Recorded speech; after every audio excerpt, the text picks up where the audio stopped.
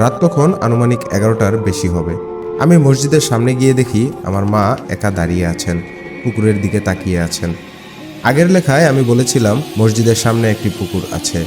আমি মাকে কয়েকবার ডাক দিলাম, কবিরাজ কোথায় মা? আর তুমি এখানে একা দাঁড়িয়ে আছো যে রাস্তায়? আর আব্বু কোথায়? আমার কথা শুনে মা কোনো উত্তর দেননি। একভাবে তিনি পুকুরের দিকে তাকিয়েই ছিলেন।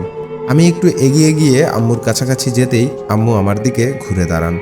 জানি না কিভাবে প্রকাশ করব যে সেই মুহূর্তটা আমার কাছে কেমন লেগেছিল। আমার পুরো শরীর ভার হয়ে গিয়েছিল। নির্জন মসজিদের সামনে একা আমার মায়ের শাড়ি পরে সেই বৃদ্ধ লোকটা দাঁড়িয়ে আছে সেখানে। বৃদ্ধ লোকটা আমার দিকে এক দৃষ্টিতে তাকিয়েছিলেন। এদিকে আমার শরীরে কোনো শক্তি নেই, না পারছি দৌড়াতে, না পারছি চিৎকার করতে। বৃদ্ধ লোকের চোখে কোনো এক মায়া, সে মায়া আমাকে আটকে রেখেছে। আমার ভেতরে ভয়, কিন্তু শরীর যেন বৃদ্ধ লোকের ইশারায় চলছে।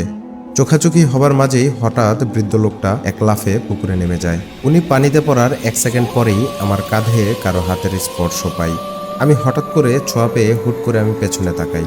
আমার এমন আচমকা মাথা ঘোরানো দেখে আম্মু আব্বু ভয় পেয়ে যান। আম্মুকে দেখে আমি শরীরে কিছুটা শক্তি পাই, আর তাকে জড়িয়ে ধরে কান্না শুরু করি।